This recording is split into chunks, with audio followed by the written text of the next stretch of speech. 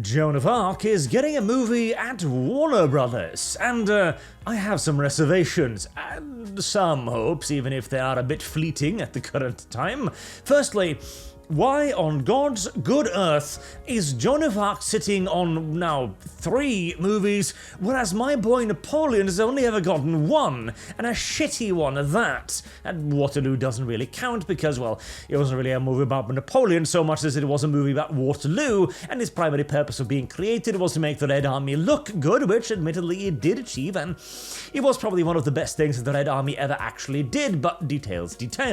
As now we've got The Messenger from 1999 or something, a not very good movie, or the actual good Joan of Arc from 1948, which was actually pretty goddamn solid. If you can track it down, I would recommend it. It is old and therefore somewhat long-winded, but it is absolutely worth the effort. Now, to return to the actual topic here, so, Joan of Arc by Baz Luhrmann, which we'll look into a little bit later, will direct a Joan of Arc movie, Jeanne d'Arc. So, Jeanne d'Arc, I believe that's one of her theoretical actual names. She had quite a few. Was it? It's been a while.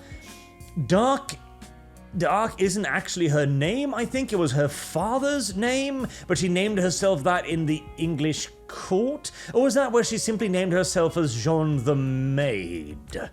It's been a while, but anywho. So this kind of indicates to me that maybe they're trying for something a little bit more grounded, a little bit more historically based, which I think is a very good thing.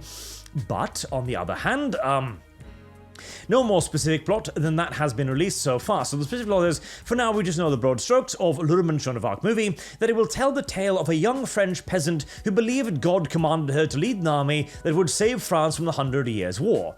But casting for Jeanne d'Arc has begun. A casting call notes that it is seeking a young woman, and let's be fair here, in 2024, it is a significant step forward, the mere fact that they are seeking a young woman rather than a feminine presenting individual or something. But then we get into the worrying part. To play the ultimate teenage girl coming of age story. I don't know about that.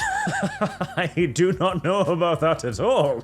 See, on the one hand, I suppose, yes, kind of, sort of, in a way, as it is, you could kind of call it a coming-of-age story, but I don't really think that's the focal point of Joan of Arc. If anything, this needs to be more along the lines of a miracle movie, a war movie, more focusing in on the religious aspects and what religion does to men, what it does in wars, etc. And if you really wanted to get a bit more spicy, well, there are several relatively reliable, quote-unquote, based on second, third, and fourth-hand analysis, in essence, diagnoses that suggest that Joan of Arc was probably batshit insane. I know, a woman hearing the voice of God. No, firstly, a woman hearing the voice of God. Clearly she was crazy.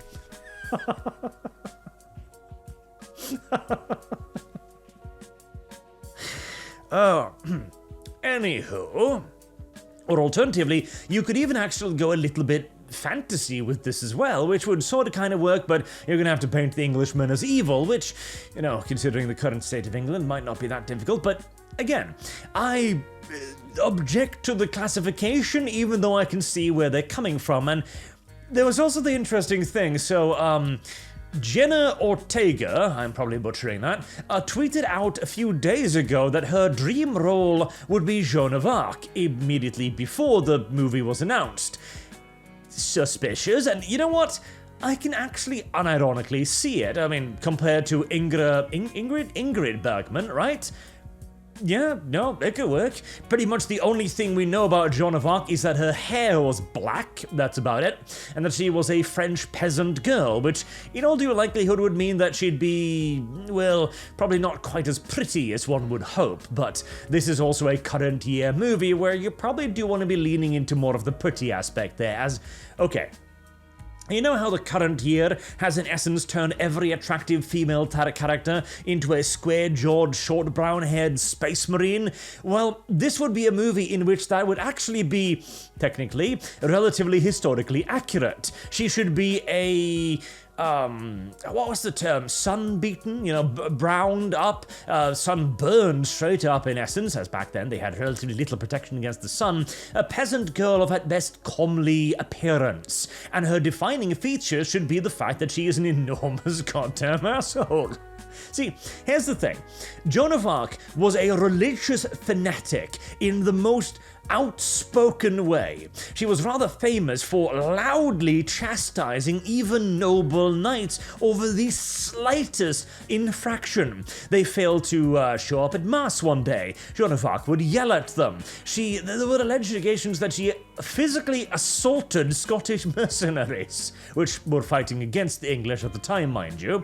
Not to mention that she spoke rather energetically with people whose social status would be far beyond her and so on. So that should be what they should actually endeavor to represent, a goddamn crazy woman in essence, which is exactly what they did very well in the 1948 movie, by the way, and to some extent in The Messenger, but meh.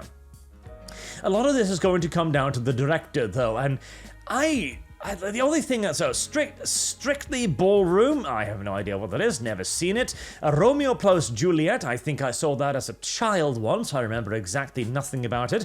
Moulin Rouge, which is actually sort of kind of good. I wouldn't call it an exceptional musical by any stretch of the imagination, but I enjoyed it. Australia, never heard of it. The Great Gatsby, everybody tells me it's good, I sort of kind of hated it, honestly. And Elvis, which I have never heard of either, but there you go. That's my limitation when it comes to knowledge about this particular director. But Jenny Ortega as Joan of Arc? Yeah, no, that could work. It absolutely could work. Honestly, the biggest question is whether or not, you know what? Wednesday Adam, the role she had in Wednesday, a TV show that I was sure was going to be awful, but actually turned out to be relatively okay. That could work very, very well as Joan of Arc. I shit you not. The kind of obsessive, dark, to a degree brooding, and very, very confrontational personality which Joan of Arc very much so embodied, it could work. Now, as for how you would construct this as a historical epic, however, so there are two ways you could go. You could go the messenger route, where she's wearing armor, fighting people, which sort of works. I mean, it's action scenes, isn't it? But Joan of Arc never actually fought on the battlefield. She was present on the battlefield, and she was wounded twice, in fact, but primarily she was a standard. She was an icon, something for the men to rally around, a banner, in essence, the Maid of Orleans, and she did take part in planning battle operations, mind you, which is every bit as important as swinging a sword around. In fact, objectively, a hell of a lot more important than swinging a sword around, and they often portray this as her kind of struggling to be understood, right? How she needs to go to the front line and fight alongside the men to carry out God's will. Honestly, I would much rather see them actually, portray that as a struggle, where she knows that she can't go to the front line because, maybe you can have one of the French knights stand up to her, go up in armor, dress her up and go like, okay, lady, attack me. And she swings her sword and it just clanks off his armor. Like, no, attack me. She does it again, clanks off his armor. At which point he simply just puts a hand on her breastplate and pushes her to the ground, and then goes, now get up. That would be exceptionally good, actually, as now she would have to struggle against the fact that she knows what she needs to do, God is telling her, but she can't actually do it in the physical way. The easy path is barred from her. Instead, she has to become the propaganda apparatus. She has to become the tactician and the strategist, despite, of course, having no training whatsoever in any of those things. That mental struggle, along with the need to elevate herself above the brutish menfolk who have been fighting this war for 100 years and failing, could actually be a rather interesting psychological story. Now, whether or not we're going to be seeing anything even remotely like that, unlikely, but 2024. This is the year that the tide is turning, as we have seen just yesterday, in fact, with Disney and Pixar rejecting LGBTQ nonsense. And I am reading a lot into the fact that they are searching for a woman to play a woman, but again, it's 2024. That's far from a guarantee.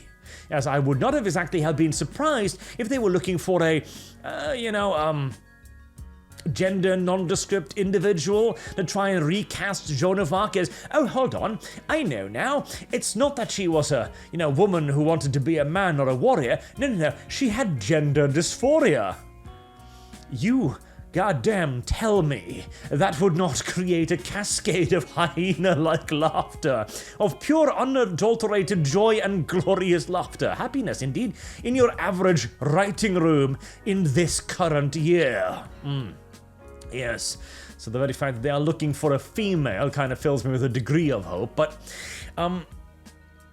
there is a very good possibility, in my opinion, that with all of the recent wokeist failures, this might actually be an excellent opportunity to fully embrace not only a traditionalist story, but a strong conservative narrative as well, where you have here a nation fighting for its life, a monarchist story, in fact, where you portray the English, who are not quite as monarchist in, details. I suppose we can argue that point as well, but as the outright evils. You can display both the evils and the goods of religious fanaticism, of Christianity's two sides. There's a lot of potential weight and interest you could create in a movie like this in the current year, particularly if you turn Joan of Arc into, well, the Maiden of Orleans, a beautiful female figure rallying the men around her to save their nation from the invader.